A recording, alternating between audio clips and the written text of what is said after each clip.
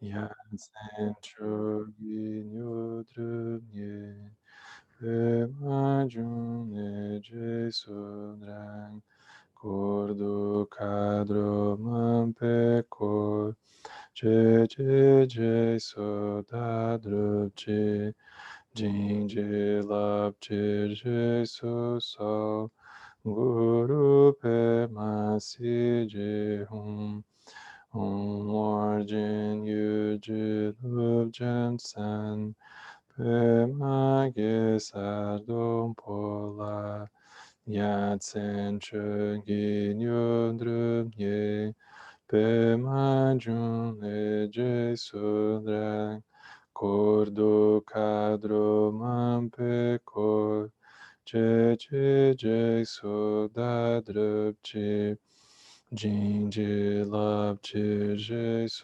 So Guru Pema Si Je Hum Origin Yuji Nubjan San Pema Gesardum Pola Yatsen Chogi Nyodrum Nye Pema Jun Leje Sudrak Kordo Kadro Mampe Kor Che Che Je Soda Drupche Jinji Lapche Je So So Guru Pema Si Je Hum Origin Yuji Nubjam San Pema Gesardum Pola Yatsen Chogi Nyudrum Nye Pema June Je Sudrang Kordo Kandro Mampe Kor Che Che Je Soda Drupche Jinji Lapche Je So So Guru Pema Si Je Hum Sanje Chodan Sochi Chodan La Janchu Bardo Dagni Chapsuchi Dagi Jinso Jipe Sonanchi Drula Penchi Sanje Drupashu Sanje Chodan Sochi Chodan La Janchu Bardo Dagni Chapsuchi Daki Jinso Jipe Sonanchi Drula Pinchi Sanje Drupashu Sanje Chodan Sochi Chonan La Janchu Bardo Dagni Chapsuchi Daki Jinso Jipe Sonanchi Drula Pinchi Sanje Drupashu. Boa noite, gente. Vocês conseguem me ouvir bem? O som tá melhor? Que bom. Eu arrumei o microfone do William Bonner. Infalível agora.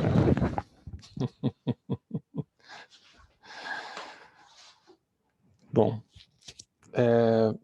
hoje a gente vai então concluir esse capítulo que é sobre o tema da arte, né?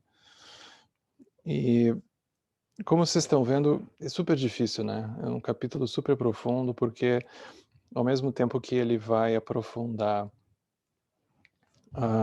uma contemplação profunda sobre o tema da arte, ele vai também introduzir a visão budista da arte. Ele faz várias coisas ao mesmo tempo. Ele também, além disso, vai usar tudo isso como um pretexto, né, toda essa conversa sobre o tema da arte, para convidar a gente a iluminar outros cantos da nossa experiência que provavelmente passam despercebidos, e como que a gente pode agora começar a iluminar esses cantos da nossa própria prática.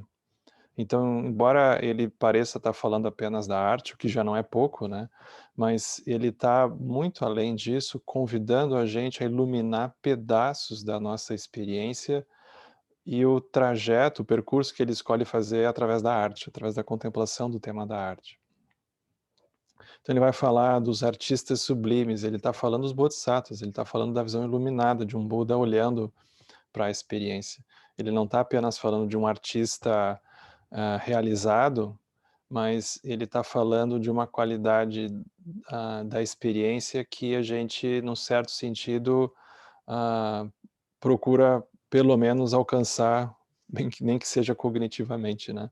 Mas é como se ele estivesse falando da realização de uma maestria mesmo da própria prática, né? Que transcende uma sensação de uma habilidade ah, restrita a uma expressão artística, vamos dizer assim, né? Então ele vai muito, ele fala de muitas coisas aqui, né? Então a gente, hoje a gente vai voltar, eu vou pular um trecho aqui que ele vai falar do aspecto das cores, é super bonito, mas é um pouco abstrato assim para a gente aprofundar, depois vocês podem ler essa parte. A gente vai então, para quem tem o texto escrito, a gente vai para a página 142, no parágrafo que está escrito dessa forma. A gente vai pular o quê? Uma página, eu acho, duas. Aí na página 142 está escrito assim, dessa forma. Porque aqui ele vai começar a falar,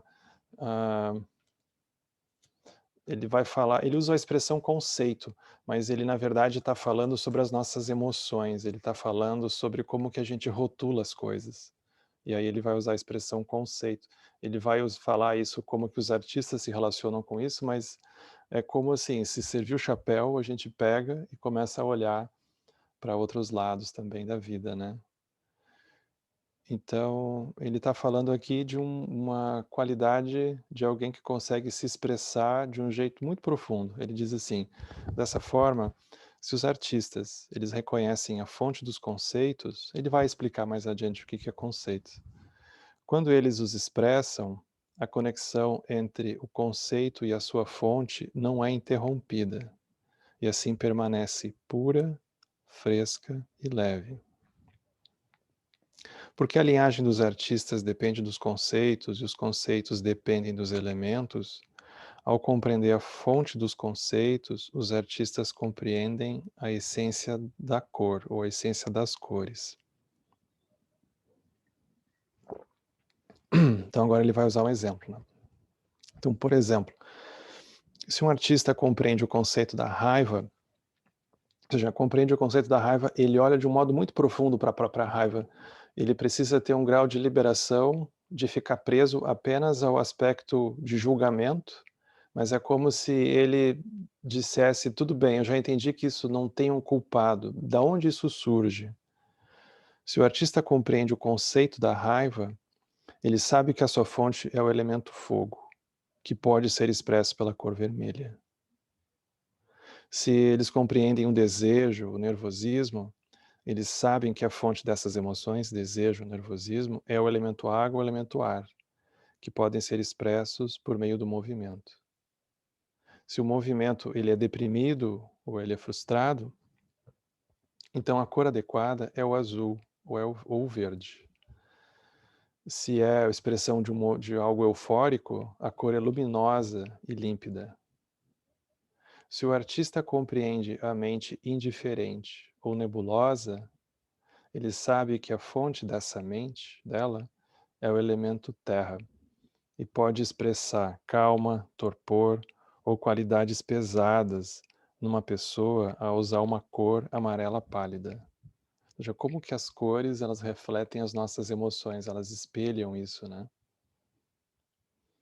A cor de cada elemento depende do equilíbrio dos outros elementos que existem nele de uma forma velada. Por exemplo, o solo, que possui elementos complementares e que não depende de fertilizantes para o seu frescor, muitas vezes é de uma cor vermelha escura. Então aqui ele faz uma leitura de como que a contemplação do aspecto das emoções está ligado a como que a gente expressa as emoções. Tem um movimento de corpo, mas tem também formas, tem cores, tem texturas ligadas a isso. Se os artistas, isso aqui é interessante, se os artistas, vamos dizer, nós mesmos, né, não percebem os elementos, as cores, os sons, os movimentos puros dos elementos sutis e leves, inerentes aos elementos grosseiros externos, então esses artistas não conseguem capturar a essência do que quer que desejem expressar ou representar. Se eles acreditam apenas no visível e negam o invisível, eles não expressam a vitalidade da vida, cuja fonte está dentro da luz invisível, e assim a sua arte será estática e sem vida. Então, esse aqui é um ponto muito interessante, porque é como se ele estivesse convidando a gente a olhar para as coisas grosseiras, materiais, vamos dizer assim, como ele chama aqui.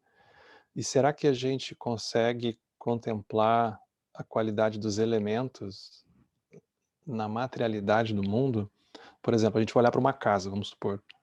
Será que a gente consegue contemplar como que é o elemento água dessa casa? Ela é uma casa muito úmida, que junta a umidade, forma a umidade muito fácil ou não? Como que é a qualidade de fogo? Ela pega muito sol? Ela tem alguma proteção, algum sombreamento? Como que é o elemento ar? Ela tem uma boa circulação ou não? O ar ele fica estagnado. Então como que a gente, ao olhar para cada coisa, a gente consegue ver além disso que ele chama do visível, a gente começa a ver mais coisas. Então é como se essa habilidade da gente olhar e ver mais coisas, que já estão escritas ali, é só uma questão de saber ler, é que começa então a revelar essa dimensão sutil, como ele vai descrever. Então isso para um artista, né, como ele coloca aqui, é completamente necessário. Aí ele diz: "O artista sublime, da mesma forma que o visualizador sublime", e aqui ele está falando do Vajrayana, o praticante, por exemplo, que vai visualizar uma deidade, vai visualizar o Buda, vai visualizar Guru Rinpoche, quem quer que seja, Tara. Esse artista sublime, da mesma forma que um visualizador sublime, vê os fenômenos do ponto de vista sublime da verdade relativa propriamente dita, que não separa o sutil do grosseiro, o visível do invisível. Aí ele diz: o artista, ele é como o visualizador, quando a gente faz uma visualização. Só que o artista, ele usa meios substanciais, meios grosseiros, para tornar o invisível evidente, enquanto que o visualizador, ele usa meios sutis para tornar o invisível evidente. Então o artista, ele vai usar tinta, ele vai usar sons, ele vai usar pedaços de coisas, o que quer que seja, mas é como se o praticante, que ele vai visualizar algo e aquilo vai produzir uma alteração no próprio corpo dele, vai produzir uma alteração na emoção dele, vai produzir uma alteração, que ele pode chamar de grosseira também. A finalidade dos dois é atingir o invisível por meio do visível. Então a gente aspira a acessar um lugar sutil através de um meio grosseiro. Então, por exemplo, a gente o tempo todo faz isso no Sansara, né? A gente quando dá um presente para alguém, a gente dá alguma coisa para alguém, a gente quer que aquela pessoa quando olhe aquele presente que a gente está dando, né? A pessoa vá para o mesmo lugar que a gente foi quando a gente encontrou aquilo. Então a gente o tempo todo faz isso. Eu lembro uma vez que eu fui dar um livro do Dharma para uma pessoa, e aí a pessoa pegou aquilo e disse: "Mas isso aqui é autoajuda", e jogou o livro assim. Então, a gente aspira que a pessoa vá para o lugar que a gente foi, a gente não tem garantia nenhuma, né. A gente não tem garantia nenhuma. Então, como fazer, né? O processo todo do Sansara é esse. Aí a gente usa um meio grosseiro, como é que eu vou oferecer aquele estado para aquela pessoa? Aí a gente imagina, bom, se eu comprar um livro, será que ela chega lá? O artista também, ele, como é que eu ofereço esse estado sutil para as pessoas? Como é que a gente chega lá? Como que a visualização, a prática da visualização, por exemplo, também, como é que a gente acessa uma terra pura? A gente reza para Tara, para Guru Rinpoche, a gente quer acessar algo que é não tangível através de alguma coisa que seja um pouco mais palpável, vamos dizer assim, né? Mas é um trajeto que a gente quer fazer, né? Então ele está falando disso, né? Como que a arte também é uma forma de oferecer esse trajeto.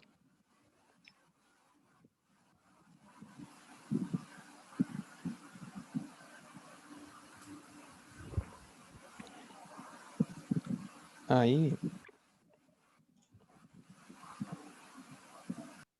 ele fala: se os artistas querem representar algo, eles precisam primeiro examinar os elementos visíveis grosseiros da forma, a fim de mostrar os elementos sutis e invisíveis do objeto a ser representado. Então eu tenho que ter a pessoa tem que ter um pouco de bom senso, mas será que essa forma aqui vai levar para aquele lugar ou não, né? Com a confiança que vem da experiência dos elementos sutis, os artistas sublimes podem compreender os elementos grosseiros e brincar espontaneamente. Eles não precisam julgar entre verdade e fantasia, porque do ponto de vista sublime da verdade relativa propriamente dita, a fantasia é insubstancial sutil e a realidade substancial grosseira que existem na mente deludida, elas são igualmente falsas. Por esse motivo, os artistas, eles não precisam se preocupar se aquilo que eles expressam é verdadeiro ou é falso. Se apenas representam tudo como arte, isso com certeza terá o seu lugar. Porque o ponto não é o aspecto grosseiro que eles têm na frente, né? É o quanto que aquilo consegue oferecer um estado interno. O quanto que aquilo consegue levar para alguma outra coisa. Se é fantasia, se é alguma coisa, no fundo, se a gente olhar por dentro do aspecto de avidya, aquilo não é verdadeiro. Então não tem essa preocupação nesse aspecto profundo de olhar, né? Não importa.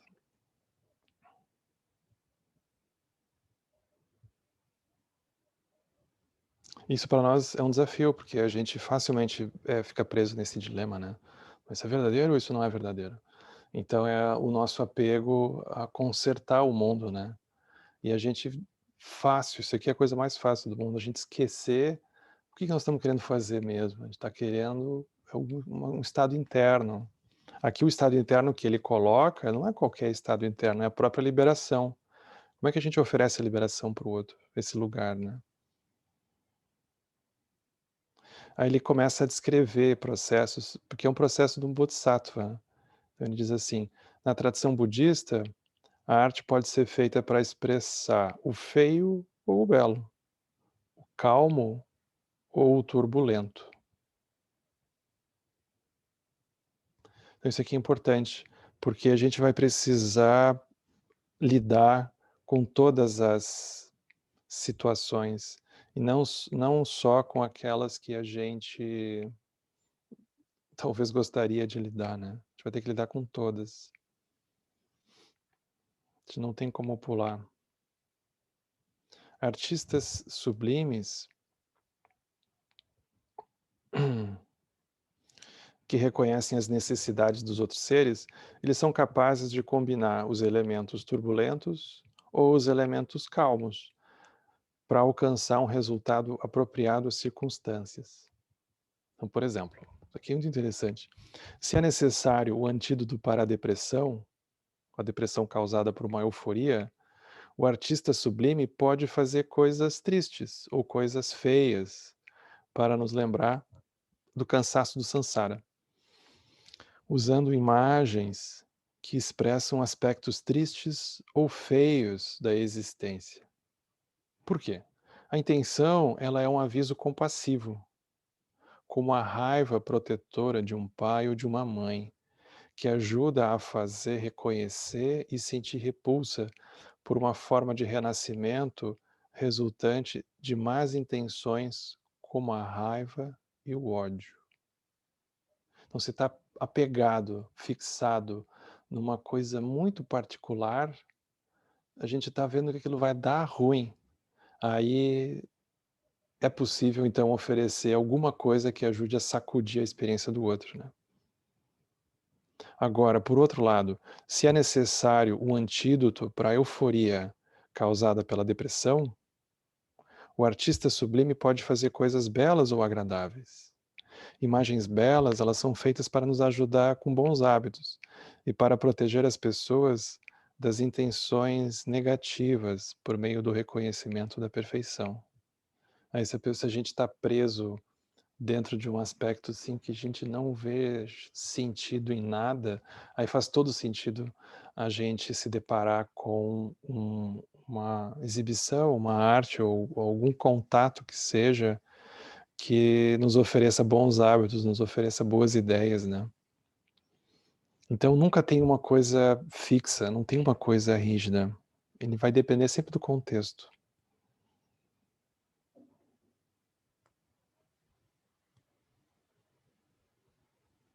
Então, esse aqui é um paradoxo, porque pode ser, e é uma crítica, por exemplo, que a gente vai ver em mestres como Dzongzar Rinpoche, ele diz: "Olha, se os mestres do passado tivessem vivos e vendo o que está acontecendo hoje, eles iam ficar muito horrorizados, porque é como se tivesse um tipo de fixação a um tipo de experiência que é muito específica de, uma sensação de bem-estar, como se rejeitasse todo o resto da gama de experiência, né. E a gente vai precisar lidar com tudo. Então por isso que não que a gente vá agora cultivar mal-estar, né, não é sobre isso, é sobre não rejeitar, é sobre não ter uma ideia pré-concebida, não a gente ser desafiado nas nossas fixações, né. De acordo com o sistema tântrico, aqui seria o Vajrayana, né, há incontáveis manifestações. Todas elas podem ser abordadas em 2 aspectos, o pacífico e o irado.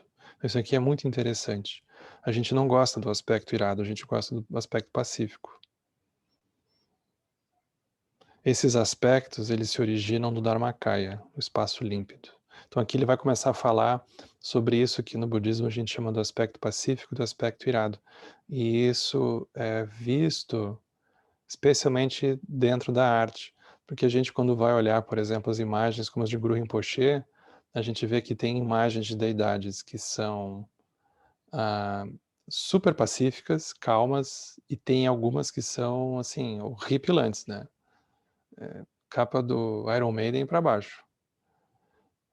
Aí, como fazer, né, como fazer para entender? De acordo com a mente de sabedoria, o aspecto pacífico surge da natureza inerentemente desobscurecida, da essência luminosa dos elementos puros terra e água, que são inseparáveis desde o princípio. Então, o aspecto pacífico surge de terra e água, porque é como se eles fossem mais estáveis, né? Então, o aspecto pacífico, ele vai procurar oferecer um chão, ele não vai procurar desestabilizar o outro. Ele vai procurar oferecer um tipo de chão. Terra e água são elementos mais densos, né? Então, eles que compõem o aspecto pacífico, né? Ou seja, ele não vai brigar, ele não vai arrebentar nada, né? Terra, parado, água. A água não tem nenhuma forma, a água vai se moldar ao recipiente que aparecer na frente. É como se a forma da água dependesse do outro e não tanto dela mesma, né? Então, esse é o aspecto pacífico. Não chega com uma pré-concepção, vai se moldar um pouco ao que está ali. E terra vai oferecer um chão. A pessoa está sem chão, aí vem essa qualidade pacífica de calma. Peraí, a gente vai resolver. Aí isso é um chão, uma terra ali. Essa é a essência da sabedoria pura. E ela tem a qualidade de expansão não obscurecida e limitada. Então ele vai dizer, do ponto de vista da mente comum, os elementos terra e água têm as qualidades visíveis e tocáveis, da mesma forma que no seu aspecto grosseiro. Mesmo assim, ainda são permeadas pelas qualidades desobscurecidas e limitadas do espaço. Então, ainda que aquilo pareça denso, tem espaço. Aí ele diz, porém, A natureza da forma comum é a impermanência. Quando os elementos grosseiros diminuem e as suas formas decaem, o resultado é sempre o sofrimento. Então, mesmo que a gente ofereça um chão pacífico, ele vai desaparecer em algum momento. É o samsara. Mesmo que nos ofereça um chão pacífico, aterrado, ele vai desaparecer em algum momento. Como fazer? Aí ele diz assim: ao transformar os elementos grosseiros externos na sua própria essência pura e luminosa, que é indestrutível, o sofrimento é removido. Como olhar para a essência do elemento terra, como olhar para a essência do elemento água e assim por diante. Essência pura e luminosa, que é indestrutível, o sofrimento é removido. Isso pode ser apreendido ao se praticar a internalização da forma familiar das imagens externas grosseiras percebidas pelos sentidos, enquanto se retém apenas a sua essência de luz em mente. Ele não explica muito, ele diz isso, né? Por meio dessa prática, a forma grosseira é transformada e purificada em luz, tornando-se cada vez mais como um fenômeno da deidade. É como a gente vai fazer o puja-chuva de bênçãos, né? A gente vai lá no Lago da Nacoxa, aí tem lá Guru Rinpoche, Yashi Tsogyal, aí a gente vai construindo aquilo tudo. Aí no final, aí quando a gente visualiza, aí tem uma sensação que eles estão ali. A gente se sente até que tem companhia. Agora na pandemia, a pessoa está bem sozinha, bom, tenho companhia. Aí visualiza, né? Então tem alguma coisa mais ou menos grosseira. Aí tem uma foto, tem alguma coisa. Mas a sadhana, ela sempre termina quando a gente dissolve, né? A gente dissolve. Aí tem o espaço. Isso que ele diz. Qualquer coisa que a gente vê, tocar e assim por diante, a gente vai ter que dissolver. Não se livrar, a gente não se livra de Guru Rinpoche, mas a gente vai ter que ver a essência de onde aquilo surge.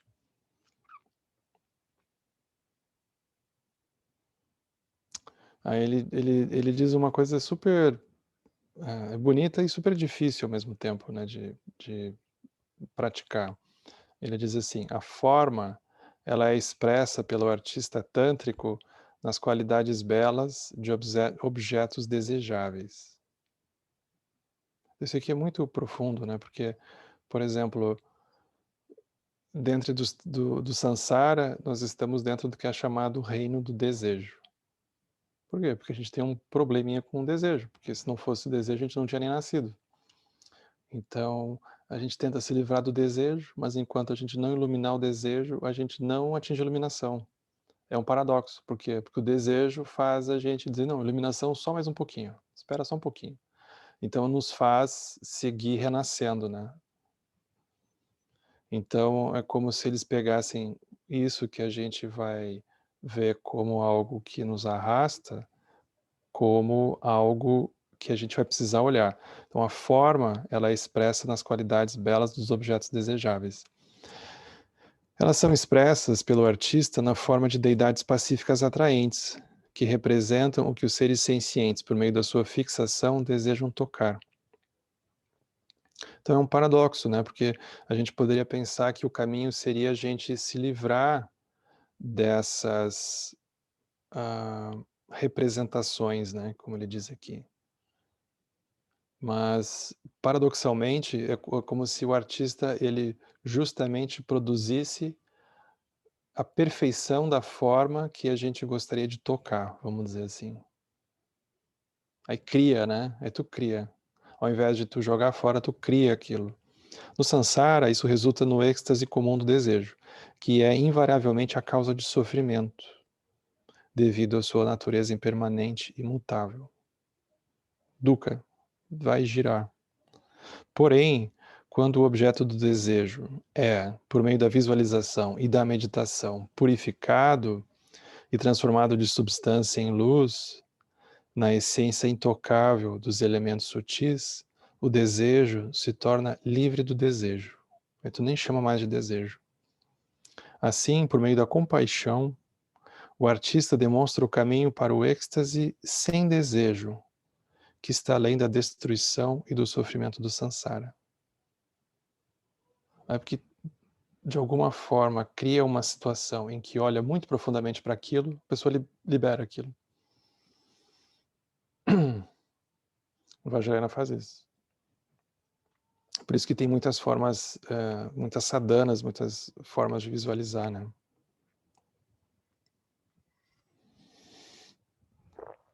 Isso é o aspecto pacífico, mais ou menos, né? Agora vem um aspecto irado, que é muito... A gente tem um pouco de curiosidade, um pouco de medo, é tudo um pouco misturado, né? Então diz assim, de acordo com a mente de sabedoria, o aspecto irado da deidade surge da natureza inerentemente desobstruída, da essência luminosa dos elementos puros, fogo e ar, que são inseparáveis desde o princípio. Então, aspecto irado tem fogo, né? Então tem intensidade. E tem ar, que é movimento e não consegue pegar direito. Essa essência de sabedoria pura tem a qualidade da expressão desobstruída, límpida e livre de esforço, que é a característica do som puro, cuja essência é harmoniosa e leve. Então é interessante, né? A qualidade do som, ela vem do elemento fogo e do elemento ar. Do ponto de vista da mente comum, os elementos fogo e ar, eles têm qualidades que são simbólicas do som no seu aspecto grosseiro. Mesmo assim, são permeadas pelas qualidades desobstruídas e intocáveis do som puro. A natureza do som comum é a impermanência. Sendo impermanente, ela tem a tendência a diminuir, o que leva ao sofrimento. Agora ele vai falar sobre como que a gente lida com a ira e com a paz, né? A gente me confunde as coisas. Por exemplo, em geral, o antídoto para a ira é a paz. Assim como o antídoto para o fogo é a água. Porém, em alguns casos, seres violentos não são purificados com formas pacíficas. E assim, as formas iradas são necessárias. Tal como o ferro, que só é trincado por um metal mais duro, como o aço. Então isso aqui é uma contemplação para a gente. Nem sempre o método que a gente gostaria de usar é o método mais indicado, porque pode ser que a situação, seja com o outro, seja com a gente mesmo, né? Pode ser que a gente seja tão teimoso quanto um ferro, que só é trincado por um metal mais duro como o aço, né? Pode ser que seja a nossa situação. E aí? O artista tântrico pode fornecer um antídoto para a energia violenta desses seres, ao expressar a energia pura das qualidades desobstruídas de sabedoria na forma de imagens, sons e atividades iradas. Então é interessante, porque não tem uma crítica no sentido de haver uma energia, como ele chama aqui, violenta, ou uma energia intensa nesse sentido, né? Não, tem uma contemplação de como que pode lidar com aquilo, como é que eu posso trabalhar com aquilo. Então não tem uma crítica dizendo, bom, é só o jeito pacífico que funciona, é só paz e amor. O resto, se não for paz e amor, eu acho que não tem o que fazer. Então não tem uma preferência nesse nível aqui, né, de prática. Eu acho o aspecto pacífico muito mais fácil, mas nem sempre dá para usar só ele, né? Aí ele vai explicar aqui, né? O artista tântrico, então, ele pode fornecer um antídoto para a energia violenta desses seres, ao expressar a energia pura das qualidades desobstruídas, da sabedoria na forma de imagens, sons e atividades iradas, que é o que o outro alcança. A gente vai falar de paz e amor para o outro, ele vai pisotear aquilo, né? Mesmo que a raiva comum baseada na aversão surja, que é o que a gente se atrapalha, porque a raiva ela está ligada ao elemento fogo, cuja essência é claridade, essa claridade pode queimar o fenômeno impuro e turbulento da selva dos conceitos no fogo e ar da sabedoria puros, que são inseparáveis, revelando clareza de sabedoria. Eu lembro o Dzogchen Polop Rinpoche quando veio, né? Ele é muito irônico. Aí ele dizia: quando o praticante tem raiva, que maravilha. Mente fica completamente clara. Então, é muito interessante esse comentário dele, porque a gente nunca olha desse jeito. Por que que é difícil, por que que é praticamente impossível olhar do jeito que ele está olhando? Porque a gente fica preso ao cenário que produziu a emoção. No caso que ele está trazendo, a pessoa ela já entendeu que não tem solução ficar só tentando resolver o cenário ou achando o culpado ou qualquer coisa. É como se ele estivesse dizendo, não perca tempo com isso, você não sai do lugar. Olha para a claridade da sua mente quando você tem um ataque de raiva. Vê se essa mente não fica completamente clara. Ela fica. Então é um outro jeito da pessoa, daqui a pouco, dá um outro encaminhamento para a emoção. E não está preso a uma sensação única e exclusiva de resolver causalmente, né? Então isso é o Vajrayana. É óbvio que isso aqui é um contexto específico, a gente não vai usar isso em conflitos assim do cotidiano com as pessoas, não vai funcionar, aquilo é certo que vai dar ruim, né? É certo. Mas se a pessoa já foi apresentada aos ensinamentos, tem um grau de refúgio, tem um grau de estabilidade, aí ela pode tentar, ela pode aos poucos ser introduzida e ir fazendo aquilo, né? Mas uma coisa não exclui a outra. Ele em nenhum momento disse, olha, essa coisa de você ir lá no nível relativo, então não funciona. Ele não disse isso. Ele nos convidou a fazer mais coisas, né?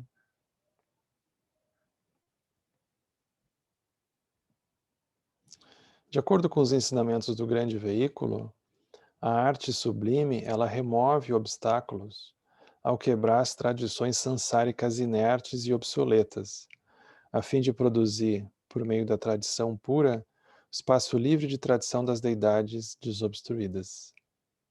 Dessa forma, ele cria incontáveis qualidades que claramente refletem o vasto espaço de sabedoria do Buda.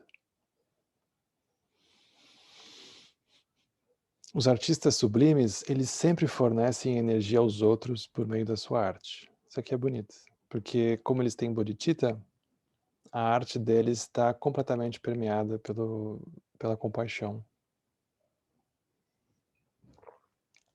Quando eles morrem, eles não deixam para trás uma arte comum feita de substância inerte, tal como um despojo inanimado. Pelo contrário, o seu poder espiritual puro continua vivo na sua arte, para benefício dos outros. Mesmo um detalhe, tal como a água, uma árvore criada por um artista sublime, pode ajudar a abençoar aqueles que o percebem. É isso que o Buda Shakyamuni quis dizer quando falou: eu emano uma incontável variedade de formas para benefício de todos os seres sencientes. No sentido último, nós não somos capazes de julgar quem é o maior artista. Quem quer que forneça energia aos outros por meio da sua arte é um grande artista.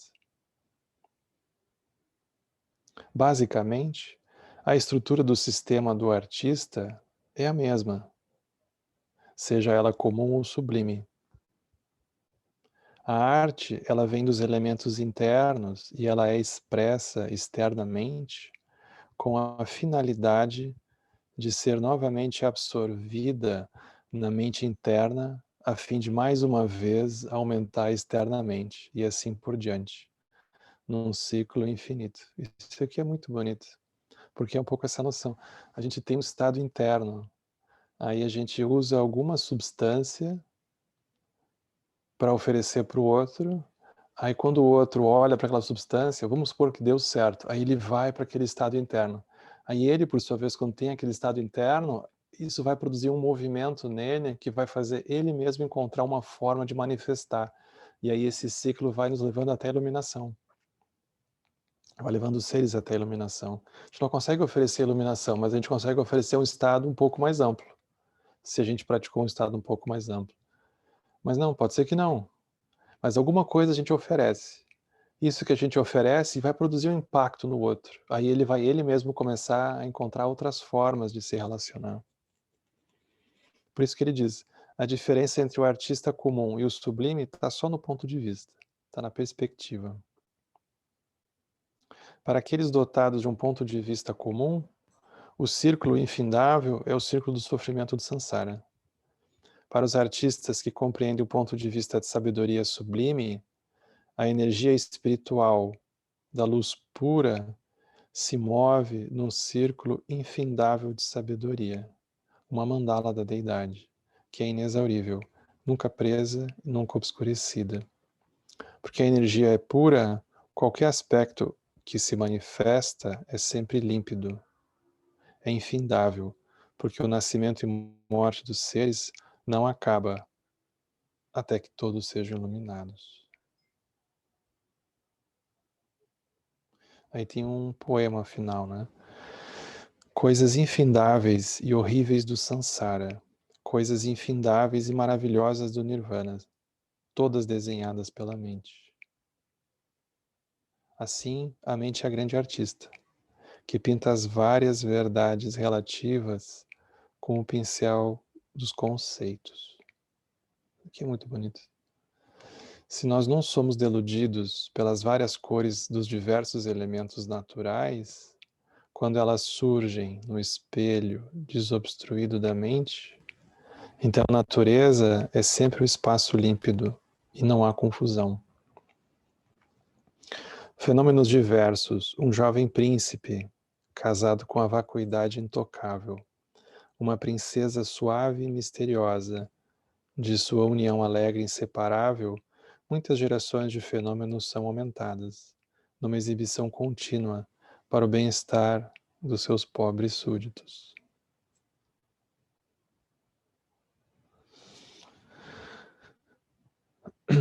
Então esse é o capítulo sobre a arte. A mente é a grande artista, ela pinta várias verdades relativas com o pincel dos conceitos. A gente passa o tempo todo fazendo isso, né? A gente fica desenhando uma verdade relativa com o pincel dos conceitos. Bom, se isso aqui é certo, isso é errado, então tal coisa aconteceu comigo. Aí se a gente troca o conceito, a gente troca o desenho que a gente tinha. É muito bonito. A mente é a grande artista. A gente vê o nosso passado sendo redesenhado, né? Dependendo do conceito que a gente usa. A gente vê o nosso presente podendo ser redesenhado a partir dos conceitos, o pincel do conceito que a gente usa. Mas a gente nunca pega nesse pincel. Parece que o pincel está sempre dado, né? E aqui é como se ele estivesse nos convidando a recuar um pouco e ver a mente, qual é o pincel que a minha mente está usando agora? Ela está sempre inventando algum desenho com algum pincel que nos escapa.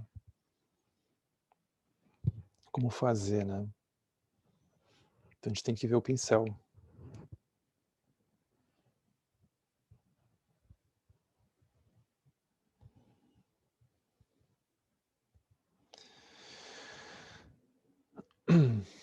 É uma forma bonita, poética de falar sobre uma coisa super complexa, né? Uma habilidade dele fazer isso.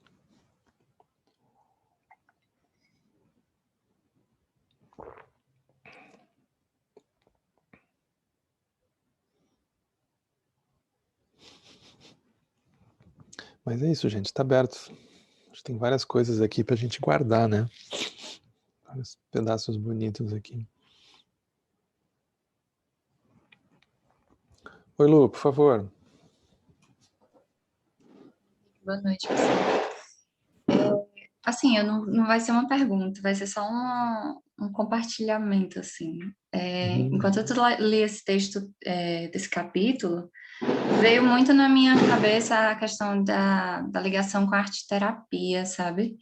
E assim, não só da questão da arte-terapia ligada à parte de desenhos e tal, de colagens, que eu tenho visto muitas pessoas fazendo como uma forma de expressão, né, de se conectar com os elementos de alguma maneira, e também a arte voltada para a dança e tal. Eu achei muito, muito bonita a forma como esse texto foi abordado.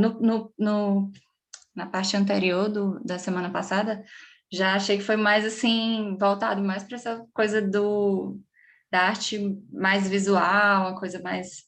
Mas essa parte da arte terapia eu achei muito interessante, porque até eu passei por uma experiência recentemente de...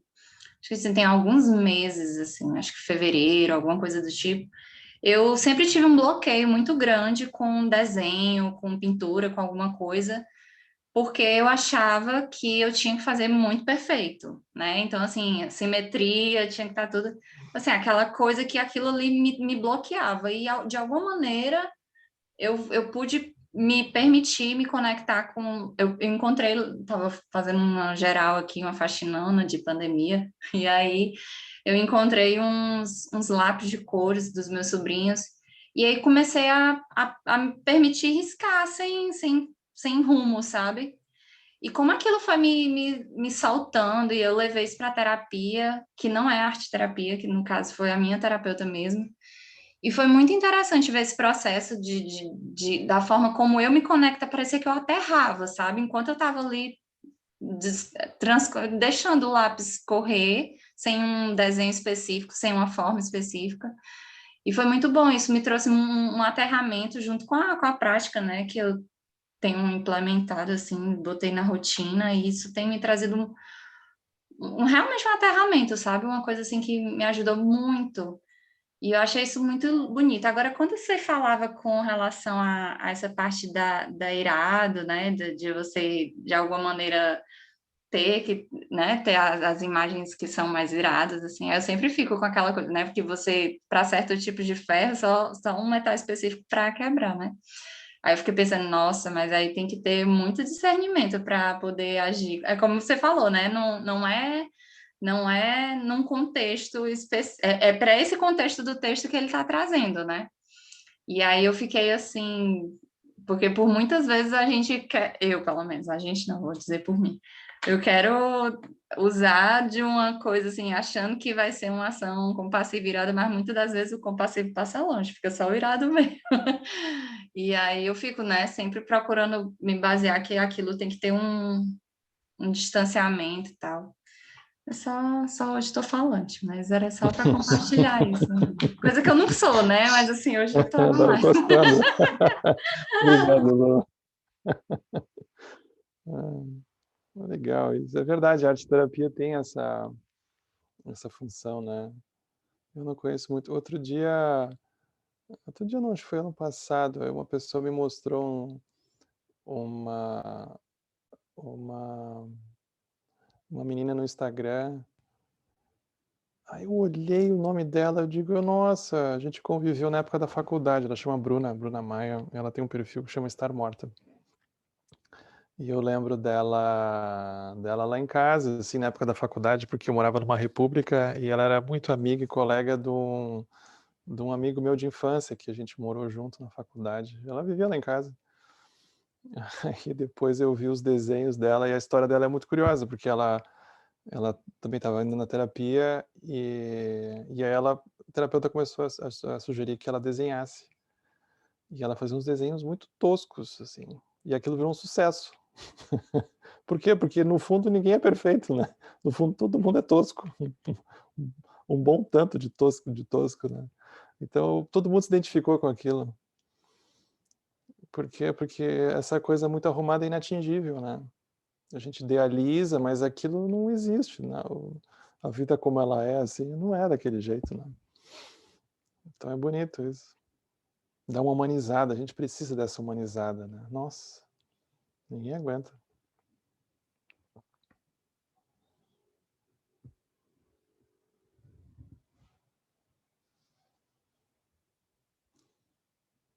Por favor, eu não sei quem levantou primeiro de vocês dois. Vocês decidam.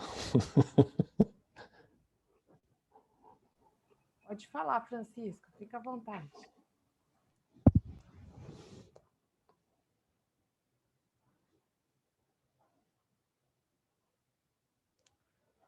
Francisco, teu som tu tá sem som, Francisco.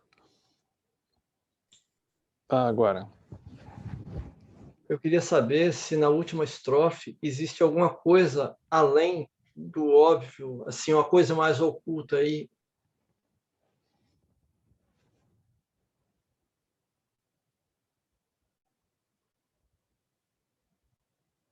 Deve ter, eu também não sei.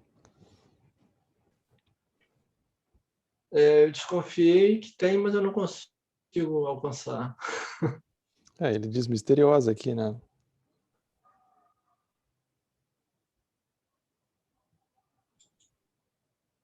Isso aqui é quase um koan, né? Pra gente sentar e olhar, né? Esses versos finais aqui, especialmente, né? Elas não são apenas palavras, né? Como se fosse um roteiro de contemplação, né?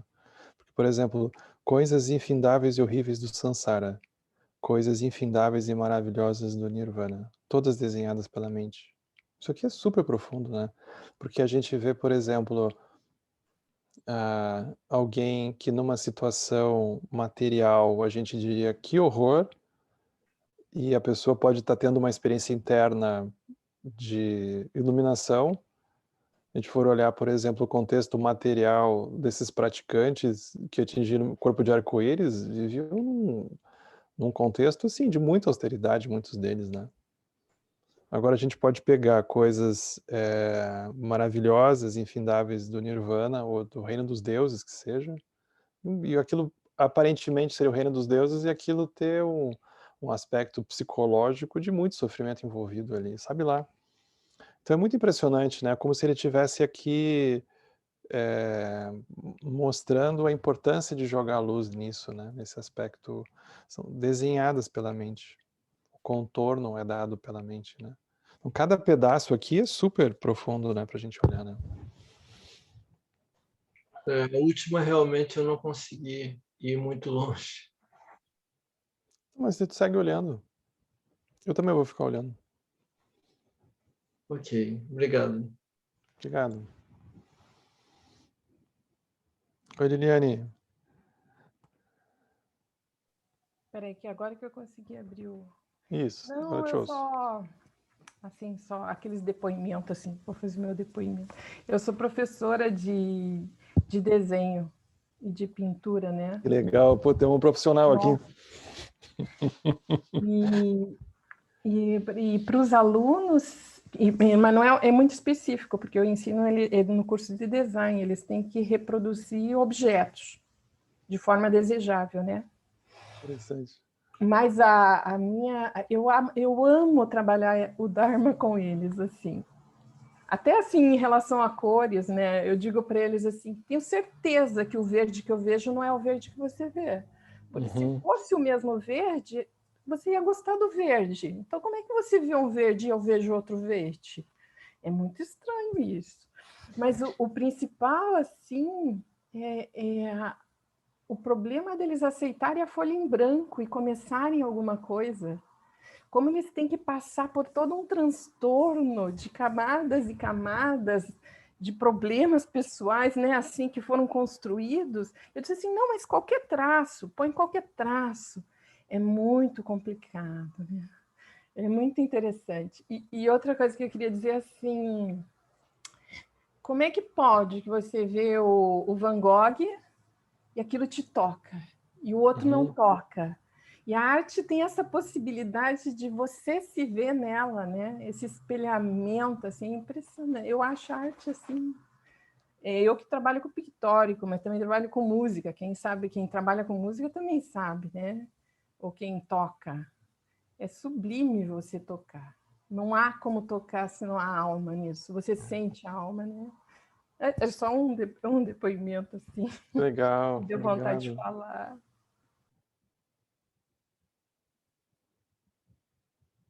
Obrigado.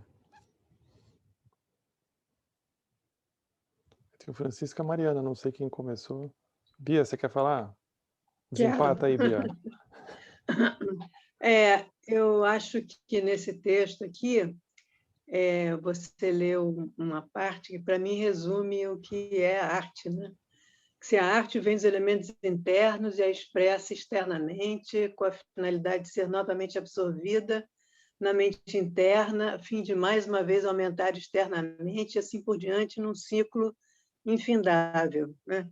É meio o que Liliane, né, que estava falando antes de mim, estava falando, né? Tem um artista chamado Antônio Dias, que ele disse textualmente, né, que a arte faz com que ele se construa ao produzir, né, um objeto artístico. Isso é uma maneira dele mesmo se produzir, né, ele mesmo se criar, né.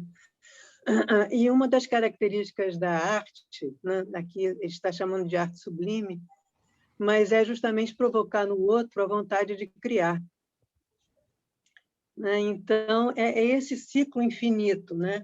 De você se autocriando e provocando no outro essa vontade de fazer novas criações, e assim isso se perpetua, né? Isso se expande de uma maneira incrível, né? Então, esse é o sentido da arte, né? De provocar isso na própria pessoa, no próprio artista e naquele espectador que está às voltas com o impacto, né, que essa produção causa nele próprio, né? Então, é interessante, né, porque ele resumiu ali de uma maneira incrivelmente lúcida, né, o que é o processo artístico. E tem uma outra coisa interessante, né, é que esse conceito de sublime, do jeito que ele está tratando aqui, esse conceito de sublime já foi tratado no século XVIII, né, pelos alemães, pelos poetas românticos, e por Kant, por um monte de filósofos, né? Mas tem um outro sentido, tem essa divisão entre o belo, né, que é o belo que apazigua, né, o belo pacifica, e o sublime é aquele belo que tumultua, né, que desorganiza, né, e desorganiza justamente porque aproxima a gente do sentido da morte, da possibilidade da morte. Mostra a finitude, né, da nossa própria existência, né?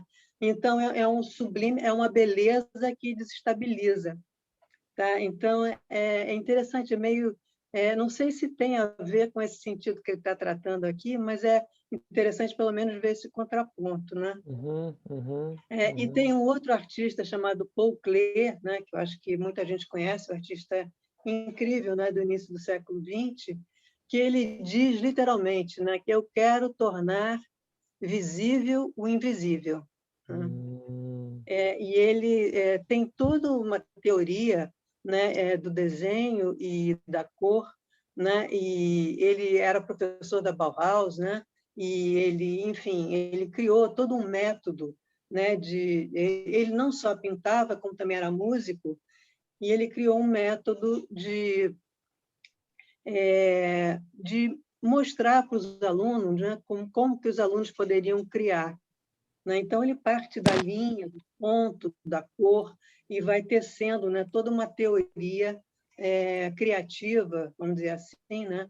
E, ao mesmo tempo, ele ia produzindo as próprias obras dele, né? Então, é uma coisa conjunta, é meio esse sentido mesmo, né? De se construir a partir do ensino. Então, aí já tem um outro elemento, né? A didática, que também ajuda a pessoa a se construir, né? Então, tem algumas coisas assim, né, interessantes, né? Bom, eu sou professora de História da Arte, né? Então também tem essa coisa que eu já estudei muitos artistas, né?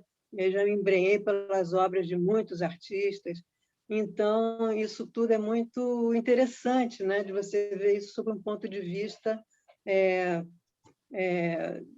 dessa visão, né, do sentimento, né, do elemento, da cor, né, como isso está tudo conjugado. E como é que isso já foi trilhado, né, por vários artistas. Eu acho que a Mari trouxe, né, também a aula passada, um livro, né, um livro que lida justamente com essa questão do budismo na arte, né? Então, também tem vários artistas, né, que têm essa visão, né, da arte sob esse olhar, né, assim, do invisível, né, e tudo mais. Então, é muito interessante, né, como é que isso tudo se coordena, né, se imbrica, né, se contamina, né, vamos dizer assim, né, essas visões todas, né. Muito bacana. Que legal. É isso. Bia, me diz uma coisa, por exemplo, tu vê que ele coloca muita ênfase no aspecto da a compaixão como alguma coisa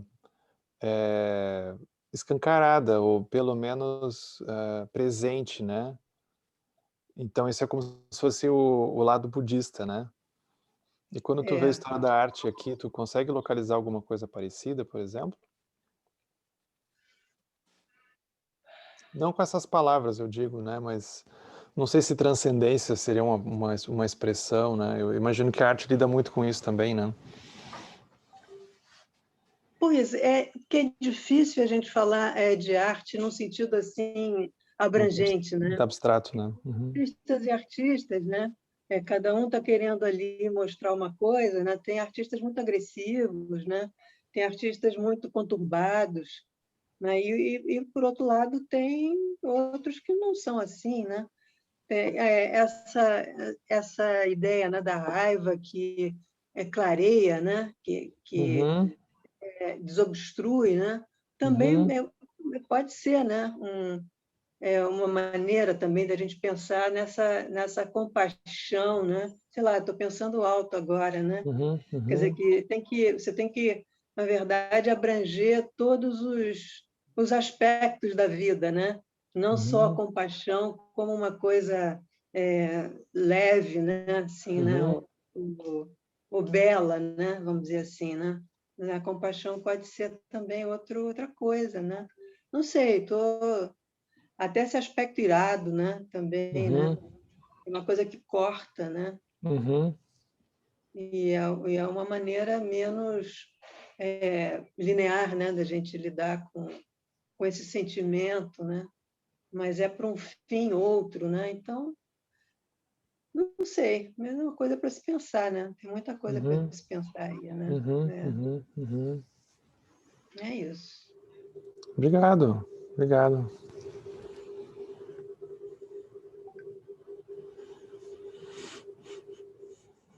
Não sei se é o Francisco ou se é a Mariana que levantou primeiro. Henrique, tá me ouvindo? Show, Está me ouvindo? aham. O texto hoje foi maravilhoso, lindo, assim. Eu estou voltando para aqui da Sangha agora novamente, né, com os estudos, das atividades, para poder participar. Mas texto lindo, assim. E aí vem de encontro a uma coisa que faz parte da minha vida, que é a arte, né? Com 14 anos eu ganhei um concurso aqui em Manaus, uma escola, convidado para participar do Museu de Arte do Amazonas, passar 3 anos aprendendo pintar, pintura artística, desenho, história da arte. Então, e daí eu desenganchei. E aos 20 anos eu estava em Fortaleza, trabalhando com o Machan, empresário que trabalha com artista, né? Ele falou, pega essa tela e pinta uma coisa. Ele olhou e disse, cara, isso é muito real. Eu quero saber o que tem dentro de ti, não é o que está fora. Pinta o que tem dentro. E aquilo foi tipo um start. Eu acho que o teu som está um pouco ruim, Francisco. Eu não sei se outras pessoas estão achando isso também, mas tá difícil de... Não está conseguindo te ouvir direito. Melhorou Agora agora? sim, agora sim. Melhorou? Agora sim. Uhum. Aí eu estava contando que aos 12 anos eu ganhei um concurso de arte aqui em Manaus e ganhei uma bolsa de estudo para o Liceu de Arte do Amazonas, que é uma escola referência aqui em Manaus para arte, né? Eu mais 15 alunos, a gente foi escolhido para passar 3 anos estudando desenho e pintura artística, fazer todo um processo de formação mesmo, 3 anos. E depois eu saí, comecei a desenvolver meu estilo de pintura, de desenho, e fui trabalhar com um machão. Uma vez um machão me viu e me levou para trabalhar com ele. E daí ele me deu uma tela em branco e disse, pinta alguma coisa aí. Aí eu pintei uma paisagem amazônica, uma coisa linda. Passei horas e horas pintando isso. No final ele olhou e disse, eu não quero isso, eu quero saber o que está dentro de ti. Pinta o que tem dentro. O que tem fora eu vou lá, tiro uma foto. Eu quero saber o que tem dentro. E aquilo foi meio que um start assim para mim, né? Para mim entender essa profundidade, isso que foi falado nesse texto maravilhoso. Essa coisa da introspecção, de olhar para dentro. Nesse tempo, era em 2000, eu nem sabia o que eu estava fazendo ali, mas eu já estava no processo budista, né? De olhar para dentro e trazer aquilo que está dentro para fora, manifestar isso através exatamente do elemento terra, fogo, através das cores. E aí eu comecei a estudar muito sobre Salvador Dalí, Basquiat, que eram os artistas que eu até hoje amo, assim, são referências, né? E eu não conseguia classificar esses caras assim muito, o que é que eles eram, como eu via eles como loucos, né? Sempre aquela coisa de esses caras são loucos, pirados. E daí depois, agora estudando o budismo, eu descobri que aqueles caras nada mais são do que usar aquele termo louca sabedoria. Então eu olho para Picasso, que pega um rosto e desconstrói aquilo, né? Desconstrói o padrão de beleza, o padrão imposto pela sociedade, pelas empresas de beleza. Ele pega o rosto feminino e rasga, quebra, dobra, né?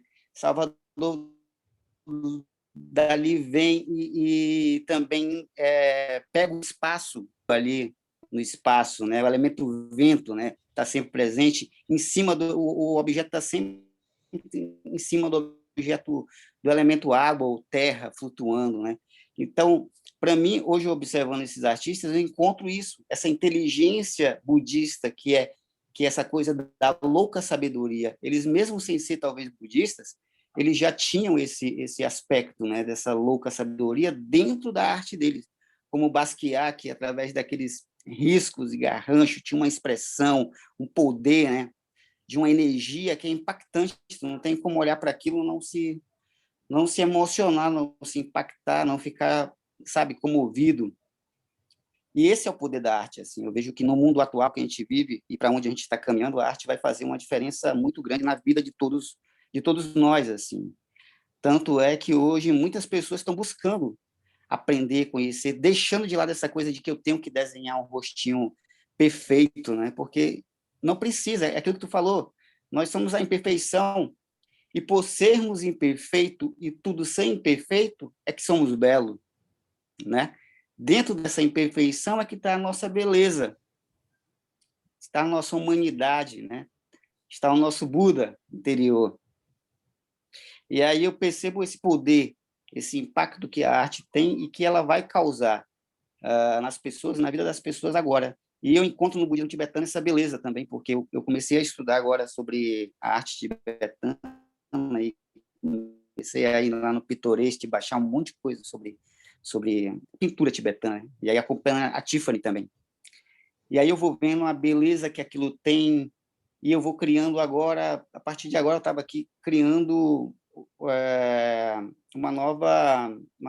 voltando a criar uma nova exposição em cima desse aspecto, com o meu olhar já, com o olhar, né, de um budista ocidental, mas que traz também as características tibetanas também, né, porque acaba que isso é a minha referência, né, mas também coloco lá a minha energia, o meu lung, o meu fogo, E esse é o poder transformador que a arte tem. Assim, eu achei esse texto de hoje incrivelmente lindo e fico muito grato, Henrique, por ter compartilhado e escolhido esse livro maravilhoso para a gente estudar.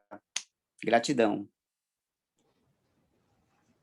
O início foi meio difícil, né? Porque ninguém, inclusive eu não entendia nada no início, né? A gente teve que persistir ali para virar cada página, parecia que pesava, né? 1 quilo, 2, né? Está sobrevivendo, né? Faz uns bons meses já.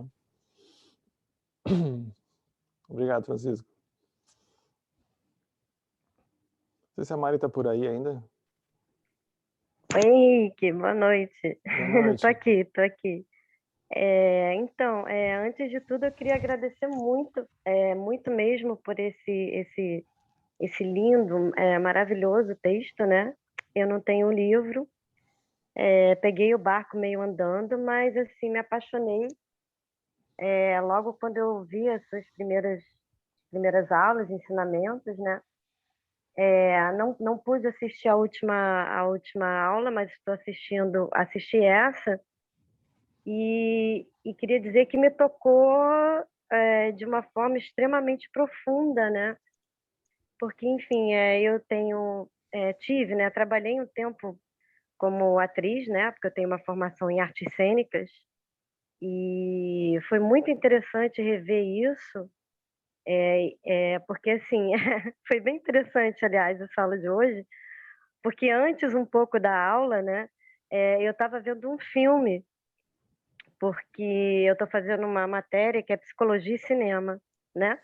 Então eu estava vendo um filme justamente para eu poder elaborar um texto sobre esse filme, né, que eu estou fazendo psicologia. Então, quando eu comecei, né, quando você começou a ler e que eu comecei a ver, isso me tocou de uma forma assim tão existencial, né? Porque né, quando você começou a falar, né, que o artista, né, que é claro, né, que você vai estar trabalhando aí vários níveis, né? Não é o artista só, né, comum do Sansara, então não é o trabalho do ator do Sansara, mas é o ator sublime, né? Mas essa questão do artista, que enfim, ele começa, né? Que já que estamos aqui mesmo, né? Todo mundo está aqui encarnado, né? Então, assim, vamos trabalhar esse nosso lado lúdico, porque a arte ela é uma forma que transcende também, né? É uma forma que eu acho uma das mais fantásticas, né? E eu acho que o ator ele tem uma coisa fantástica que se ele consegue, né? Você começa falando, o artista compreende a essência da raiva, e se ele compreende a essência da raiva, a essência, né, das emoções mais grosseiras, e se ele de alguma forma, né, que eu estou falando do artista o comum, né? Não estou falando ainda do sublime, mas se de alguma forma ele consegue, através daquele trabalho dele, né, vamos supor, no caso o ator, se ele toca, né, o espectador, e a partir do momento que o espectador ele se sente tocado, então ele é transformado, né? Então, a partir do momento que ele é transformado naquela emoção, né, um pouco aí tem aquela questão né, do Buda do espelho, tem a questão de você entender aquela sua emoção, né, que aí vem até a coisa que você estava falando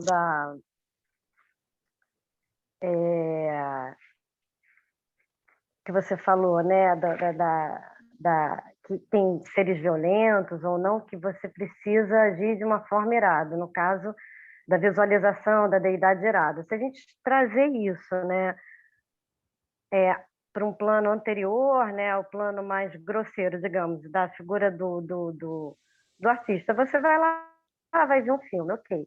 Né? E aí, por algum motivo, você está vendo aquele papel, aquele personagem, e aquilo te atinge, às vezes, de uma forma que não é consciente, mas aquilo te transforma. Né? Então, para quem está estudando budismo, aquilo já vai ter um elo maior, mas para uma pessoa normal, aquilo já vai alcançar, de alguma forma, uma emoção grosseira que já vai te levar para um outro lugar. Então, eu estou falando isso porque é super interessante, porque, assim, eu fazendo esse trabalho, e é super interessante, né, que você pensa assim, psicologia e cinema, ok. Mas são filmes, assim, que, tipo, eu me peguei tendo que parar o filme 3 vezes para respirar, sabe? Mesmo sendo atriz, eu falei, mas espera aí, por que eu estou passando mal com essa emoção que esse personagem gerou em mim? Não entendi. Então eu tive que fazer todo um trabalho para poder continuar, porque eu tinha que, enfim, fazer todos os atravessamentos que a partir daquela emoção geraram em mim e apresentar aquilo, né? Quer dizer, então assim, eu achei isso super interessante, né? Como que essas emoções vão sendo trabalhadas primeiro no nível grosseiro, para depois ir para o nível sutil. E aí, assim, foi super interessante que eu vi que pessoas trouxeram muita questão das artes plásticas, né, que também é sublime. E aí eu quis trazer a questão que estava ligada a mim primeiro, né, que foi essa questão do ator, né, e essa possibilidade de você estar espelhando ali, trazendo, né, para o outro, né? O outro está vendo em você aquilo que ele tem, né? Então eu estou vendo ali no cara aquilo que eu também tenho, né? E como que eu transformo aquilo, né? Enfim, seria mais ou menos isso. Obrigado. Daí eu achei muito interessante. Muito interessante mesmo. Tilenorbo, ele tira coelho da cartola, né? A habilidade dele.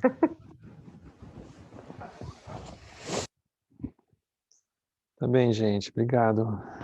Acho que a gente vai fazer a dedicação agora. Que os méritos deste encontro se expandam e toquem a todos. Que o Mestre Universal da Paz e da Compaixão, Sua Santidade Dalai Lama, juntamente com todos os mestres de todas as tradições que veiculam essa mensagem, tenham longa vida. Todos estejam a salvo de gerar pensamentos negativos, o obstáculo mais destrutivo. Que esses pensamentos nunca surjam em nossa mente e que todos os seres também estejam livres de pensamentos negativos.